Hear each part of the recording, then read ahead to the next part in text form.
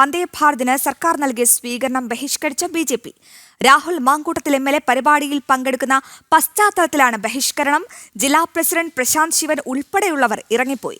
ഇന്നലെ രാഹുൽ മാങ്കൂട്ടത്തിനൊപ്പം വേദി പങ്കിടാനില്ല എന്ന് വ്യക്തമാക്കി പാലക്കാട് സംസ്ഥാന സ്കൂൾ ശാസ്ത്രോത്സവം ഉദ്ഘാടന പരിപാടിയിൽ നിന്നും ബി.ജെ.പി. കൗൺസിലറും ഇറങ്ങിപ്പോയിരുന്നു. വിവരങ്ങളുമായി അരുൺ ആലത്തൂർ ചേരുന്നുണ്ട്. അരുൺ ആലത്തൂർ, ഈ ആരോപണ വിധേയനായ രാഹുൽ മാങ്കൂട്ടത്തിനെ ബഹിഷ്കരിച്ച അതേ CPM, അതേ സർക്കാർ അദ്ദേഹത്തെ പല പൊതുവേദികളിലും അതിഥിയായി കൊണ്ടുവരുന്നു. ഇപ്പോൾ ഏറ്റവും ഒടുവിൽ വന്ദേ ഭാരതിന്റെ ഉദ്ഘാടന സമയത്തും അദ്ദേഹത്തെ ഈ അതിഥിയായി പങ്കെടുപ്പിക്കുന്നു.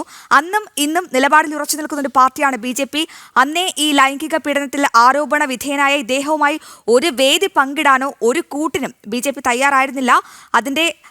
അതിന്റെ ഫലമെന്നോണമല്ലേ ഇപ്പോൾ നടന്ന ഏറ്റവും പുതിയ ഈ വേദി ബഹിഷ്കരിച്ചിരിക്കുന്നത്? എന്തൊക്കെയാണ് മറ്റു വിവരങ്ങൾ?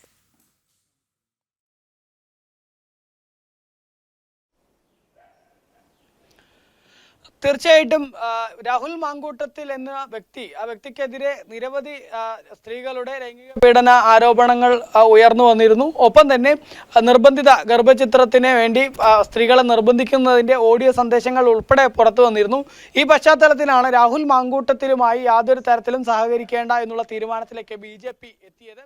തുടർന്നാണ് ഇന്നിപ്പോൾ ഈ വന്ദേ ഭാരത്, നമുക്കറിയാം എറണാകുളത്ത് നിന്നും മംഗളൂരിലേക്കുള്ള വന്ദേ ഭാരത്, അത് കേരളത്തിന്റെ കാലങ്ങളായിട്ടുള്ള ആവശ്യമാണ്. ഒപ്പം തന്നെ നരേന്ദ്രമോദി സർക്കാർ തുടർച്ചയായി 3-ാം തവണ ഒരു വന്ദേ ഭാരത് കേരളത്തിന് നൽകുന്നു എന്നുള്ളത് വളരെ അഭിമാനകരമായ ഒരു മുഹൂർത്തമാണ്.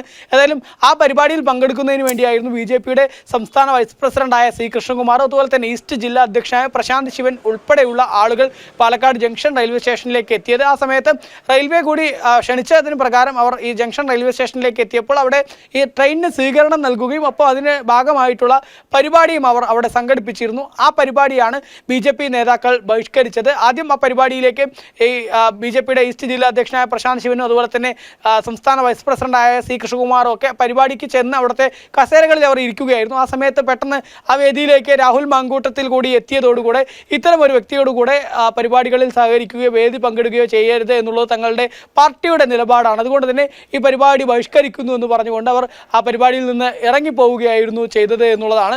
ഏതായാലും രാഹുൽ മാങ്കൂട്ടത്തിലുമായി ബന്ധപ്പെട്ട കഴിഞ്ഞ ദിവസവും സമാനമായ രീതിയിൽ തന്നെ ബി.ജെ.പിയുടെ ഒരു കൗൺസിലർ രാഹുൽ പങ്കെടുത്ത പരിപാടിയിൽ നിന്ന് ഇറങ്ങിപ്പോയിരുന്നു. സംസ്ഥാന സ്കൂൾ ശാസ്ത്രോത്സവത്തിന്റെ ഉദ്ഘാടന സഭ പാലക്കാട് മോയൻസ് സ്കൂളിൽ വെച്ച് നടക്കുന്ന സമയത്ത് ആ വേദിയിലേക്ക് ഇതേപോലെ പരിപാടി ആരംഭിച്ചതിന് ശേഷമായിരുന്നു രാഹുൽ എത്തിയത്. തുടർന്ന് ബി.ജെ.പിയുടെ കൗൺസിലറും പാലക്കാട് നഗരസഭയിലെ വികസനകാര്യ സ്റ്റാൻഡിംഗ് കമ്മിറ്റി അധ്യക്ഷയുമായ മിനി കൃഷ്ണകുമാർ ഇന്നലെ പരിപാടി ആ വേദിയിൽ നിന്നും ഇറങ്ങിപ്പോകുന്ന ഒരു സ്ഥിതി ഉണ്ടായിരുന്നു. ഏതായാലും ബി.ജെ.പി. ശക്തമായ നിലപാടിൽ തന്നെയാണ്. രാഹുലുമായി യാതൊരു തരത്തിലും സഹകരിക്കരുത് എന്നുള്ളത് തന്നെയാണ് അവരുടെ നിലപാട്. നേരത്തെ ഈ ശാസ്ത്രോത്സവത്തിന്റെ സംഘാടക സമിതി രൂപീകരണത്തിൽ നിന്ന് മന്ത്രി ശിവൻകുട്ടി ഈ രാഹുലിനെ മാറ്റുന്ന ഒരു നടപടിയൊക്കെ ഉണ്ടായിരുന്നു. മാത്രമല്ല രൂക്ഷ വിമർശനങ്ങൾ CPM-ഉം DYFI-യും അതുപോലെ തന്നെ മന്ത്രി ശിവൻകുട്ടിയൊക്കെ നടത്തിയിരുന്നുവെങ്കിൽ പോലും അവർ ആ പ്രഖ്യാപിത നിലപാടിൽ നിന്നാണ് പുറത്തുവരുന്നത്. പാലക്കാട് വന്ദേ ഭാരതിന് സർക്കാർ നൽകിയ സ്വീകരണം ഏതായാലും രാഹുൽ മാങ്കൂട്ടത്തിനെ പോലുള്ള ആരോപണ വിധേയൻ വന്നതിൽ ബഹിഷ്കരിച്ചിരിക്കുകയാണ് ബി.ജെ.പി.